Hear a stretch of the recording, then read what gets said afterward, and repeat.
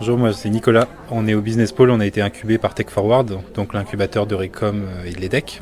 Nous, notre entreprise c'est Moabi, une entreprise de cybersécurité produits et logiciels, et je suis avant-vente.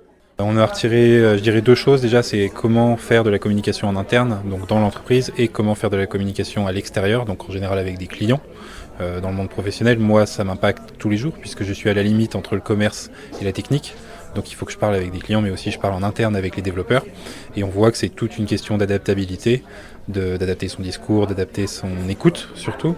J'ai trouvé l'atelier très intéressant dans la mesure où on a eu quand même beaucoup d'échanges et des cas pratiques. Maintenant, je suis avec Véronique Pantera, qui est architecte d'intérieur. Donc cet atelier, qu'est-ce qu'il t'a apporté? Alors déjà, j'ai retiré beaucoup de réflexions pour moi-même. On se rend compte que la communication, c'est quelque chose qui est flexible au quotidien et que pour chaque personne, on ne va pas pouvoir parler de la même manière ou écouter de la même manière.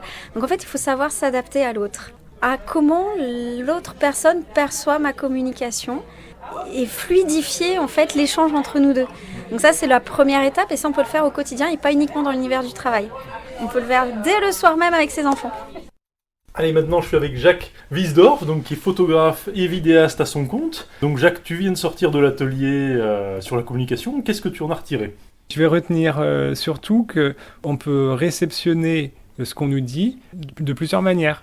Et notamment être dans des comportements qui peuvent être déstabilisants pour la personne qui vous parle. Donc par exemple, on peut être dans l'évitement, on peut être dans la compassion trop forte, ou dans peut-être la curiosité trop forte qui va être gênante pour la personne, ou on peut même se mettre à donner des leçons à la personne qui s'exprime.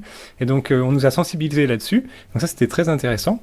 Et une autre chose très terre à terre que j'ai retenue, c'est que quand on prépare une discussion avec quelqu'un, d'avoir en tête 3 messages clés qu'on veut lui faire passer.